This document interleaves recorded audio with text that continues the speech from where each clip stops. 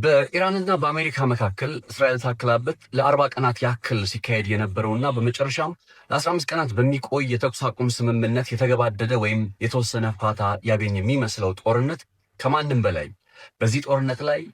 በላይ ኢራን በዚህ ጦርነት ልዕለ ኃያል ሀገር ሆና የመውጣቷን ጉዳይ አረጋግጧል የሚል አይነት ዘገባ በኒውዮርክ ታይምስ ላይ ወጥቷል። በኒውዮርክ ታይምስ ዘገባ ከሆነ በእርግጥም ኢራን ከዚህ ጦርነት በኋላ ቻይና፣ አሜሪካና ሩሲያ ብለን ስማቸውን አንስተን ልዕለ ኃያል ሀገራት እነሱ ሶስቱ ብቻ ናቸው የሚል ድምዳሜያችንን አስቀይራ ከነሱ ተርታ አራተኛዋ ልዕለ ኃያል ሀገር ሆና በመውጣት ረገድ የበላይነቷን አረጋግጣለችም የሚል አይነት ሐሳብ ነው የተነበበው።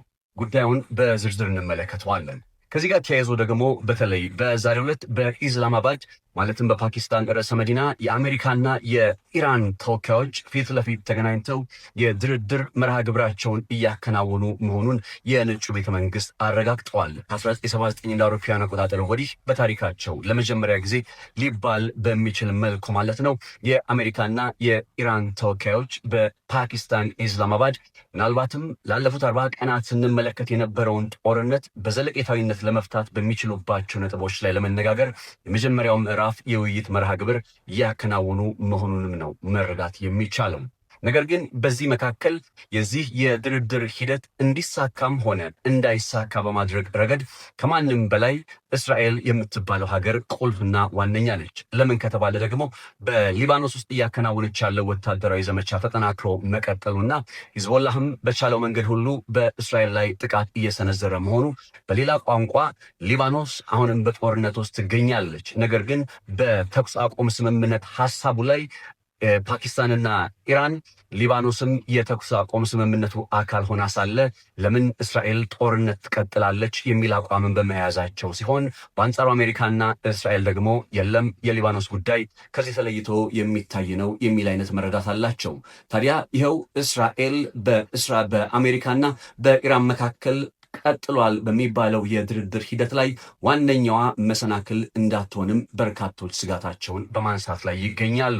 ሰላም ጤና ይስጥልን ክብራትና ክብራን የሬድሲ ፖስት ቤተሰቦች፣ ነጻነት ላቀው ነኝ። ለ40 ቀናት ያክል የቀጠለው የእስራኤል የአሜሪካና ብሎም የኢራን ጦርነት በመጨረሻም ኢራንን እንዴት ልዕለ ኃያል ሀገር አድርጎ አወጣት በሚለው ላይ በኒውዮርክ ታይምስ ፖስት ላይ የወጣውን ዘገባ በዝርዝር እንመለከተዋለን። አብራችሁን እስከ መጨረሻ ቆይታ ካደረጋችሁ ጠቃሚ የሆኑ መረጃዎችን እንደምታገኙ አረጋግጥላችኋለሁ። መልካም ቆይታ ይሁንላችሁ። በኒውዮርክ ታይምስ ከቀናት በፊት ይዞት የወጣው አንድ ዘገባ ለ40 ቀናት ያክል የቀጠለው የእስራኤል የአሜሪካና እንዲሁም የኢራን ጦርነት በመጨረሻ ኢራን የልዕለ ኃያል ሀገርነት ደረጃ ላይ መግባቷን ያረጋገጠ ነው የሚል አይነት ሐሳብን የሚያስተጋባ ነው። የዚህ ጽሑፍ ጸሐፊ ፕሮፌሰር ይባላሉ። ታዲያ ኢራን እንዴት ከዚህ ጦርነት ላይ አትራፊ ሆና ድል አድራጊነቷን ሊያረጋግጥ በሚችል መልኩ የልዕለ ኃያል ሀገራት ተርታን መሰለፍ ወደምትችልበት አይነት ሁኔታ ውስጥ መጣች ለሚለው ያስቀመጣቸውን ምክንያቶች ተራ በተራ እንመልከታቸው። የመጀመሪያው ጉዳይ ከዚህ ከሎኬሽን ወይም ጂኦግራፊ ከሚባለው ጉዳይ ጋር ተያይዞ ሲሆን የኢራን የመሬት አቀማመጥ ነው። በእርግጥ ይህንን የመሬት አቀማመጧን በተመለከተ ከዚህ ቀደም ምንም ዘገባ ሰርችላችሁ ነበረ። ኢራን እንዴት ለጠላቶቿ ማትደፈር የሆነችበት አንደኛው መሰረታዊ ምክንያት የመሬቷ አቀማመጥ ነው።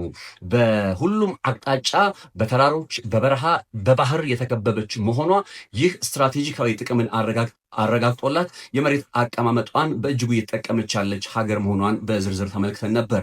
ይሄ ጉዳይ ግን በመሬት አቀማመጥ ላይ የሚነሳው ሐሳብ በተለይ በፐርዥያን ገልፍ አካባቢ ላይ ያለው የሆርሙዝ ሰርጥን ታሳቢ ስናደርግ ደግሞ ሀገሪቱ እንዴት ስትራቴጂካዊ እንደሆነች በግልጽ የሚያሳይና የሚያረጋግጥ ይሆናል። እንደሚታወቀው እንግዲህ 20% የሚሆነው የዓለማችን ነዳጅ በሆርሙዝ ሰርጥ በኩል ይተላለፋል።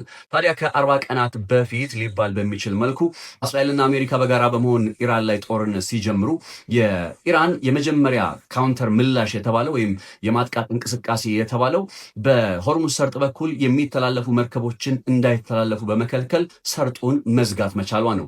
ያ በመሆኑ ምክንያት በዓለም ላይ የተፈጠረውን የኢነርጂ ቀውስ መቼም እዚህ ኢትዮጵያ ውስጥ ጭምር በተግባር እያየነው ያለ ጉዳይ በመሆኑ የሚብራራ አይነት ነገር ይሆናል ብዬ አላስብም። ታቁታላችሁ። ዓለም ላይ እንዴት አይነት የነዳጅ እጥረት እንደተፈጠረ፣ የተፈጥሮ ጋዝ እጥረት እንዴት እንደተፈጠረ መላው ዓለም ነው አደጋ ውስጥ የገባው፣ ራሷ አሜሪካም ሳትቀር ማለት ነው። ታዲያ በተለይ በዛው በገልፍ ቀጠና ውስጥ የሚገኙ የነዳጅ ላኪ የሚባሉ ሀገራት፣ ኢኮኖሚያቸው በነዳጅ ላይ የተንጠለጠለ ሀገራት የመጀመሪያዎቹ ተጎጂ ተብሎ ሊቀርቡ ይችላሉ። እነ ዩናይትድ አረብ ኤምሬት፣ እነ ሳውዲ፣ እነ ኳታር፣ ሌሎችም ማለት ነው። ከዚህ ባሻገር ደግሞ እንደ ቻይና የመሰሉ የሩቅ ምስራቅ ሀገራት እነ ደቡብ ኮሪያ፣ እነ ጃፓን የመሳሰሉቱ በዚህ በሆርሙዝ ሰርጥ የሚተላለፍ የነዳጅ አቅርቦት ላይ የተንጠለጠለ ኢኮኖሚ ስላላቸው የሆርሙዝ ሰርጥ ተዘጋ ሲባል የእነሱም ኢኮኖሚ ተዘጋ እንደማለት ተደርጎ ተቆጥሯል። ይህም ብቻ ሳይሆን የዓለም የነዳጅ ዋጋ ላይ የመጣው ጫና በአንድ በርሜል ድፍድፍ ነዳጅ አማካኝ ዕለታዊ የመሸጫ ዋጋ ላይም ጭምር ከፍተኛ የሆነ ጭማሬን አስከትሎ ምንም እንኳን ከሆርሙዝ ሰርጥ ጋር የተገናኙ አይደሉም፣ የራሳቸው የሆነ የማይናወጥ የማይቆራረጥ የኢነርጂ አቅርቦት አላቸው የሚባሉ ሀገራት እንደና አሜሪካ የመሰሉትን ጭምር ማለት ነው በዋጋ ውድነት የዓለም የነዳጅ ዋጋ ውድነት ሳቢያ ከበድ ያለ ጫና እንዲመጣባቸው አድርጓል። ታዲያ የዓለም የነዳጅ ዋጋ ለመጀመሪያ ጊዜ መቀነስ ያሳየው መች ነው ካላችሁ ማለት ከጦርነቱ ጋር በተያያዘ መቀነስ ያሳየው በትራምፕና በኢራን ተወካዮች አማካኝነት የድርድር አይነት ሂደት እንደሚጀመር ታሳቢ ተደርጎ የተኩስ አቁም ሲፈረም ነው። ልክ የተኩስ አቁም ሲፈረም የአንድ በርሜል ድፍድፍ የነዳጅ የመሸጫ ዋጋ $100 በታች መሸጥ ጀመረ። ይህ የሚያሳያችሁ ኢራን ያለችበት ስትራቴጂካዊ ሎኬሽን እንዴት በዓለም የነዳጅ አቅርቦት ላይ ቁልፍ የሆነ ቦታ ላይ እንዳስቀመጣትና ኢራንም ደግሞ አንደኛው ወደ ሌላ ሀያል ሀገርነት በመምጣት ረገድ ዋና ጉዳይ ፓወር የሚባለው ነጥብ ቢሆንም ነገር ግን ፓወር ወይም ኃይል የሚባለው ነገር በሌሎች ላይ ምን ያክል አደጋ ማስከተል ይቻላል ወደሚለው ካልተቀየረ ወይም ካልተተረጎመ ያን ያክል ውጤታማ አይደለም። ኢራን ነዳጁን ተቆጣጥራለች ወይም ሎኬሽኗ እጅግ ጠቅሟታል ብለን መግለጽ ብቻ ሳይሆን በዛ ምክንያት በዓለም የነዳጅ አቅርቦት ላይ የተፈጠረው ቀውስ በእርግጥም ሀገሪቱ ያ አላት የሚባለውን ጂኦግራፊያዊ ሎኬሽን አድቫንቴጅ ወደ አደጋ ውስጥ ወደሚያስገባ አይነት ነባሪያ ሁኔታ በመቀየር ዓለምን በተጨባጭ ትልቅ ትምህርት ሰጣለች።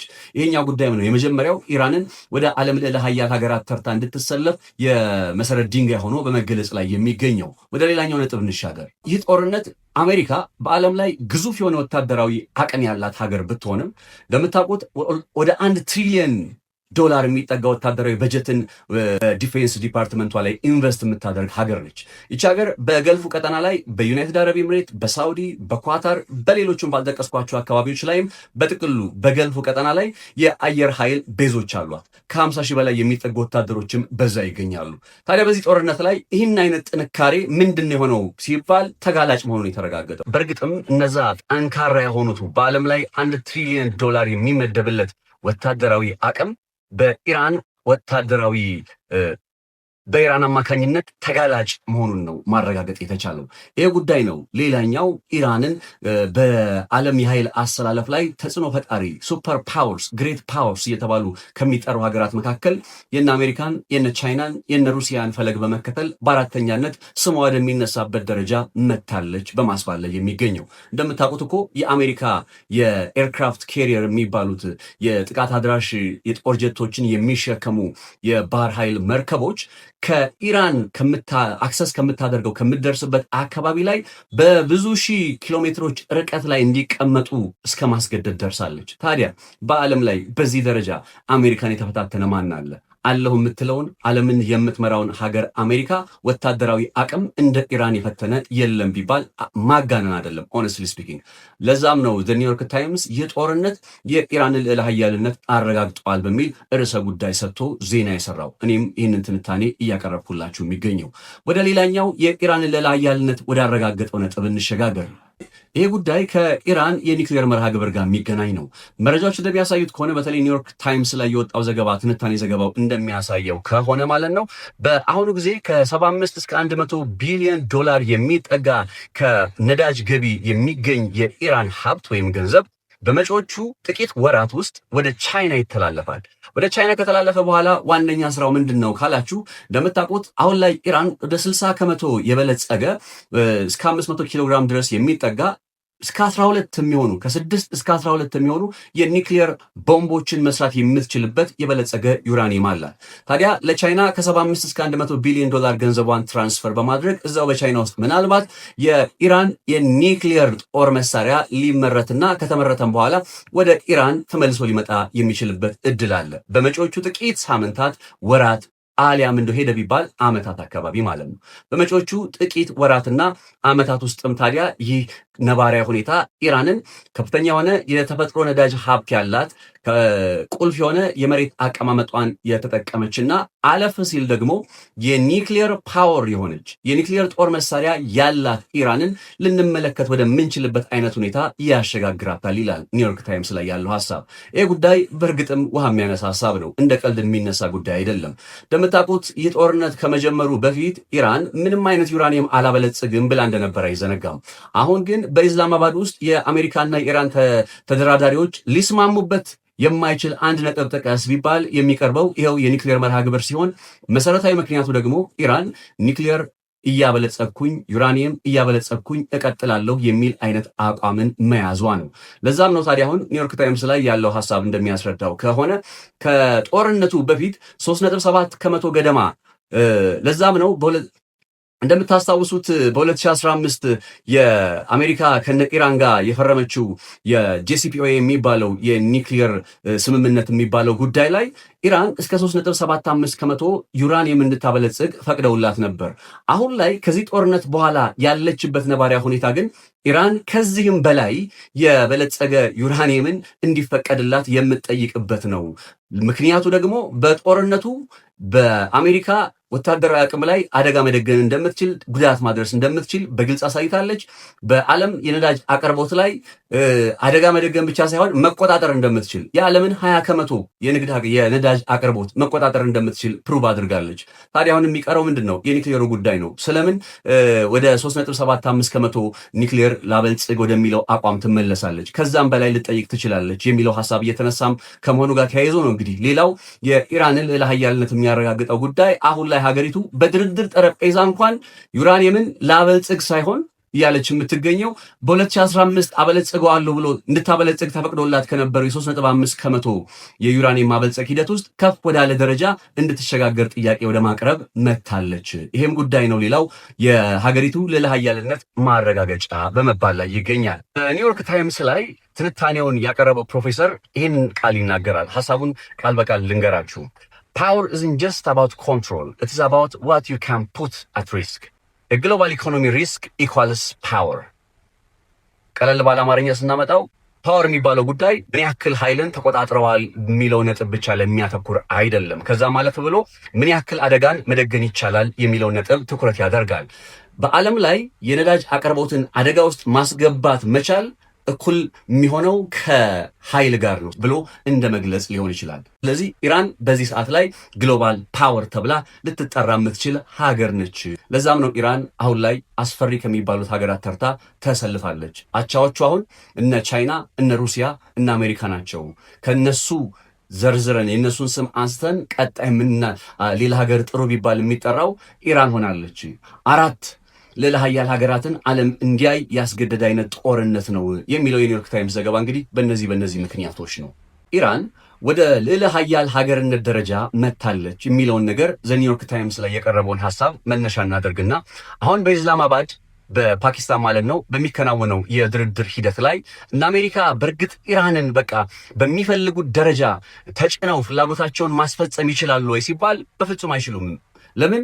ቀደም ብዬ እንደነገርኳችሁ በጦርነቱ ኢራን ጠንካራ ሀገር መሆኗ ብቻ ሳይሆን ከነ ሩሲያ ከነ ቻይና ተርታ የምትመደብ ሀገር መሆኗን ፕሩቭ አድርጋለች፣ አረጋግጣለች። ስለዚህ በድርድር ጠረጴዛ ላይ እንደው ኢራንን ፍላጎታቸውን እንድትከተል ሊያስገድዱ የሚችሉበት አንድ ብቸኛ ነጥብ ምን ሊሆን ይችላል የሚለው ጥያቄ ሲነሳ እንግዲህ የሚቀርበው ሀሳብ ይህ የሚከተለው ነው። ምናልባትም እስራኤል በጄሲፒኦኤ የተባለ የሚጠራውና በ2015 እነ አሜሪካ፣ እነ ሩሲያ፣ እነ ቻይና፣ ጀርመን፣ ፈረንሳይና ዩናይትድ ኪንግደም ከኢራን ጋር ፈርመውት የነበረውን የኒክሊየር ስምምነት አይነት ቅርጽ ያለው አዲስ የስምምነት ሐሳብን እስራኤልም ተጠቃላበት ጭምር እንድትፈርምና የእስራኤል ሚና ከዚህ በኋላ ልክ እንደ ሌሎቹ ሀገራት የኢራንን ኒክሊየር ፓወርድ የመሆን ጉዳይ አክብራ ተስማምታ መቀጠል ሊሆን ይችላል። አሜሪካም ኢራንን በድርድር ጠረጴዛዋ ላይ ፍላጎቷን እንድትፈጽምላት የምትፈልግ ከሆነ ሲስተማቲካል ኮንቴንመንት ኦፍ ኢዝራኤል ሚሊተሪ የእስራኤልን ወታደራዊ ኃይል ስልታዊ በሆነ መንገድ በኢራን ላይ ምንም አይነት ጥቃት እንዳይሰነዝርና አደጋ እንዳያደርስ ወደሚችልበት አይነት ነባሪያ ሁኔታ ማምጣት የሚቻልበትን ስልታዊ መንገድ የምትመርጥና የምትከተል ከሆነ ብቻ ነው በመባል ላይ ይገኛል። አስቡት።